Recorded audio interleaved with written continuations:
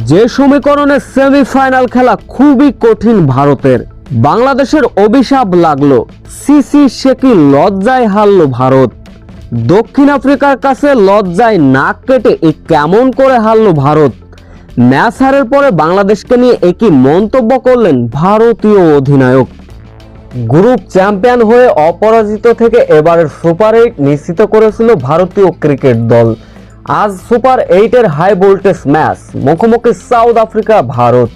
শুরুতে অবশ্য এদিন ব্যাটিং করতে নামলো South Africa. Middle order batter ব্রেস্টে এবং ডেভিড মিলারের ব্যাটিং তাণ্ডব। দ্রুত অবশ্য 50-র দেখা পেয়েছিলেন ডেভিড মালার। শেষ পর্যন্ত তার 35 বলে 63 রানের ইনিংসে ভর করে নির্ধারিত 20 ওভার আর 7 উইকেট হারিয়ে ভারতকে 188 রানের লক্ষ্যমাত্রা ছুড়ে দিয়েছিল দক্ষিণ আফ্রিকা। এই লক্ষ্য তাড়া করতে নেমে শুরুতেই ব্যক্তিগত প্রথম ওভারে ঈশান কিষান ডাক মেরে প্যাভিলিয়নে ফিরলেন। পরবর্তী কিছুক্ষণ পর মার্কো জনসনের বলে মাত্র 1 রানে ফিরলেন তিলক বর্মন। অভিষেক শর্মা নিজের নামে সুবিচার করতে পারবেন নাকি টানা ডাকের রেকর্ড গড়বেন, এমনও অবস্থায় ব্যক্তিগত 12 বলে 15 রানে তিনি অবশ্য সাজঘরে ফিরলেন।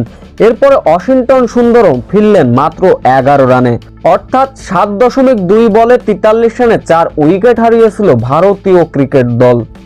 এরপর দলীয় অধিনায়ক সূর্যকুমার যাদবও ধরতে পারলেন না দলের হাল।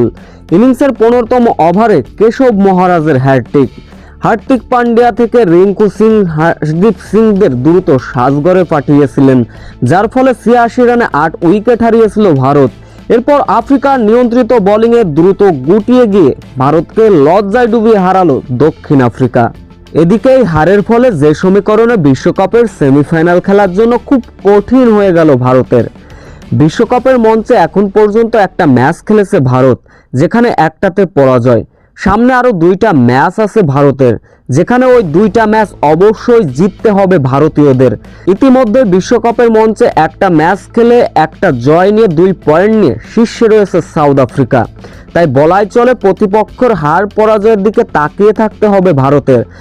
আর নিজেদের 2টা ম্যাচের ভিতর 2টাতেই জয় পেতে হবে ভারতের, যদি কিনা খেলতে হয় সেমিফাইনাল। আর যদি ওই 2টার ভিতর একটা ম্যাচ হেরে বসে ভারত, তাহলে তো বিশ্বকাপ থেকে বিদায় নেবে ভারত। তাই পয়েন্ট টেবিলে 1 অথবা 2 থাকতে হবে যদি কিনা খেলতে হয় সেমিফাইনাল। তাই বলাই চলে কঠিন সমীকরণের সামনে দাঁড়িয়ে ভারতীয় ক্রিকেট দল।